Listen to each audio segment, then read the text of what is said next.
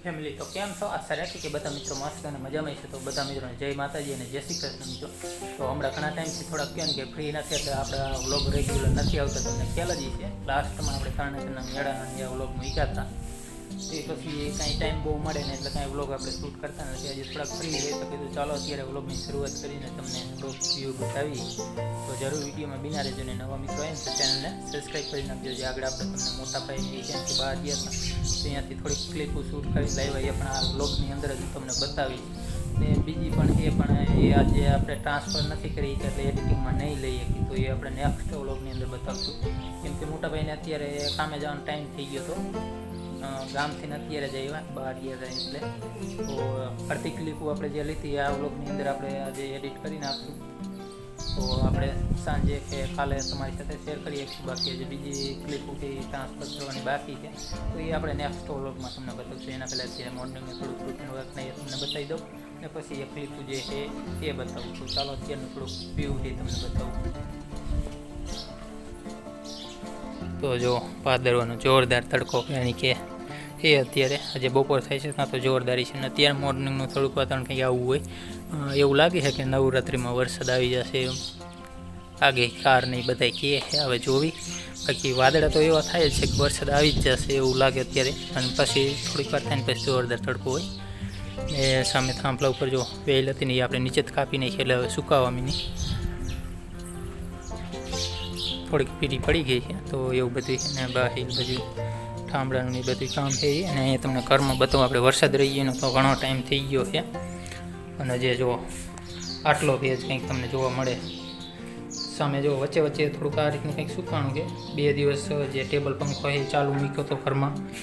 અત્યારે મોર્નિંગમાં આ બાજુ સામેથી તડકો આવે બારીએથી તો બારી પણ ખુલ્લી રાખી પણ તોય કંઈ ફરક નથી પડતો. આવું કંઈક છે જે સુકાતું જ નથી ને ત્યાં પાછું એમ કે વરસાદ નવરાત્રિમાં આવશે એવું બધું છે.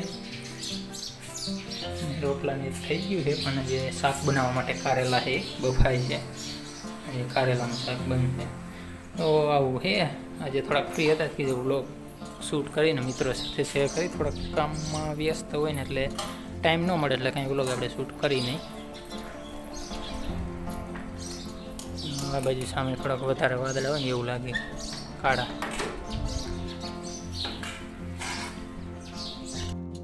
તો ફાઇનલી કારેલા બફાઈ ગયા ને જો ભરવાનું કે કામ છે ચાલુ થઈ ગયું. ચણાનો લોટ ને બધું મિક્સ કરીને આપણે ઓલરેડી ઘણા વખત તમને બતાવ્યું એટલે અત્યારે ડિટેલમાં નથી કહેતો. તો હવે શાક બનાવવા માટેની તૈયારી ફૂલ ચાલુ થઈ જાય. અમે આ કંઈક આ રીતે બનાવી, તમે કેમ બનાવી આપણને કમેન્ટમાં જણાવજો. 1-2 વિડીયો જોઈએ થોડાક અલગ રીતથી બનાવતા હોય છે એટલે તમે કઈ રીતે બનાવી આપણને જણાવજો. ને આ બાજુ છે મરચાં. તો આ તો શાકની તૈયારી. તો ચાલો હવે આટલું આપણે તમને બતાવી દીધું ને હવે તમને બતાવી જે આગળ વાત કરીએ ક્લિપો જે ભાઈ શૂટ કરીને લાવ્યા છે એ. તો મિત્રો હવે આપણે તમને ક્લિપો બતાવી. તો જો આ છે ત્રિવેણી સંગમ સોમનાથ, તમને ખ્યાલ જ હશે. તો મોટાભાઈને ગયા હતા કેમ કે મોટાભાઈને જે સાસરીય પક્ષ છે એ બાજુથી કેમ કે પિતૃ કાર્ય માટે ગયા હતા તો ભાભી અને મોટાભાઈને ગયા હતા. તો મોટાભાઈએ ક્લિપો શૂટ કરી. તો ત્રિવેણી સંગમ જ્યાં કેમ કે કપિલા, હિરણ અને સરસ્વતી નદી જેનું મિલન કેમ કે સમુદ્ર સાથે થાય છે. તો અહીંયા તમે ગૂગલ મેપમાં જોશો તો તમને હિરેન અને કેમ કે કપિલા નદીના નામ શો થશે. બાકી કેમ કે સરસ્વતી નદી છે એ ગુપ્ત સરસ્વતી તરીકે ઓળખાય છે એવું કહે છે. બાકી ત્યાંથી થોડે દૂર કેમ કે પ્રાચી કરીને તીર્થ આવેલું છે જ્યાં મોક્ષ પીપળોને છે. અહીંયા પણ પિતૃ કાર્યનું બધું થાય. તો અહીંયા કણે સરસ્વતી નદી છે. તો આપણે અહીંયા ગયેલા પણ અહીંયા ત્રિવેણી સંગમ આપણે ક્યારેય નથી ગયેલા. તો જો આ સૂર્યોદય થાય અત્યારે મોર્નિંગમાં કેમ કે વહેલી સવારે ભાઈની પહોંચાઈ છે ત્યારે શૂટ કર્યું છે એટલે. તો જો અત્યારે જે વાણિયા ઉડે એટલે કે જે હેલિકોપ્ટર તમે જોઈએ પાલ બાજુ સામે મસ્ત નજારો આવે. તો આવું છે. તો જરૂર વિડીયોમાં બિના રહેજો ને નવા મિત્રો આવે તો આપણી ચેનલને સબસ્ક્રાઈબ જરૂર કરી નાખજો. કેમ કે જે નેક્સ્ટ વ્લોગમાં પણ આપણે તમને જે રિટર્નમાં જે એને ધામના દર્શન કર્યા છે અહીંયા કાંઈ જે શૂટ કર્યું છે એ આપણે નેક્સ્ટ વ્લોગમાં બતાવશું. કેમ કે અત્યારે ભાઈને કામે જવાનું મોડું થતું હતું કેમ કે 1 દિવસની રજાનું કીધું હતું એટલે આજે તો પછી એને ટાઈમે અહીંયા પહોંચવું પડે એટલે પછી આપણા ફોનમાં જેટલી ક્લિપો આવી એટલે આપણે લીધી. તો એ આ વ્લોગની અંદર હું તમને બતાવું છું. મસ્ત દેખાય છે આ હેલિકોપ્ટર.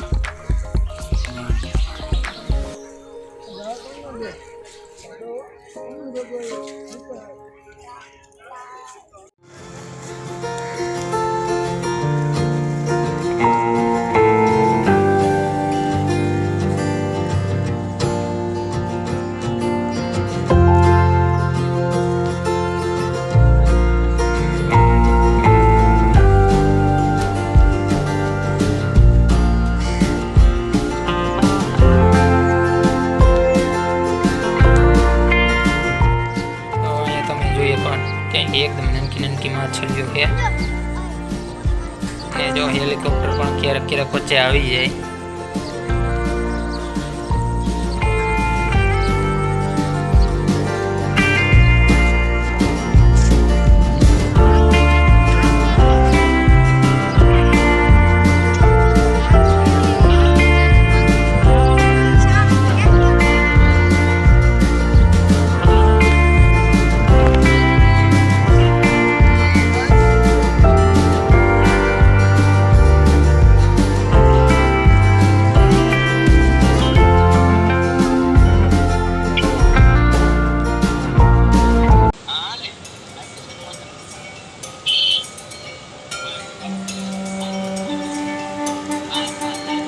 ગાંઠિયા ખાઓ.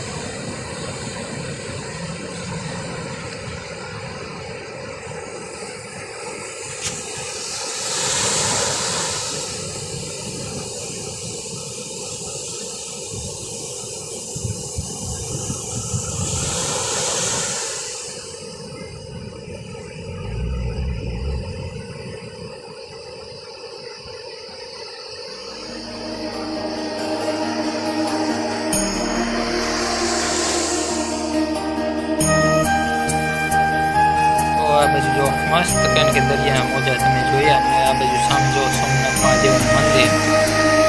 કેમ કે અહીંયાથી 1.5 કિલોમીટર જેટલું થાય ત્રિવેણી સંગમથી સોમનાથ મહાદેવનું મંદિર. તો સામે જ દેખાય છે. અને દરિયાના મોજાનો કારણ કે કંઈક અદ્ભુત નજારો તમે જોયો.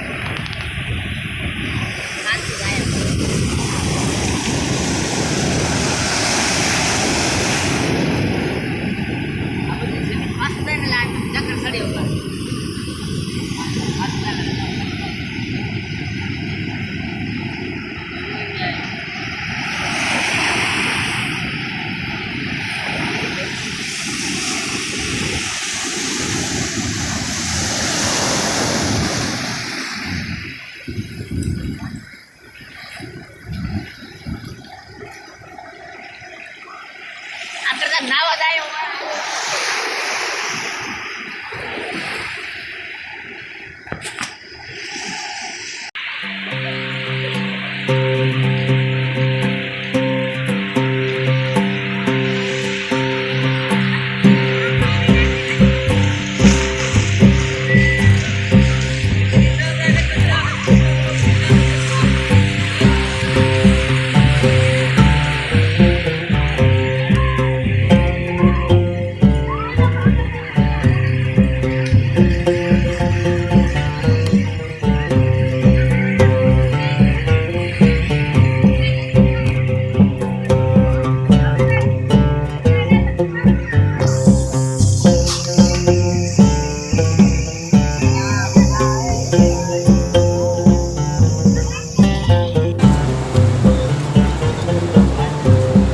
તમારે યુટ્યુબમાં ચેનલ ખોલવું ખોલવાની જરૂર તો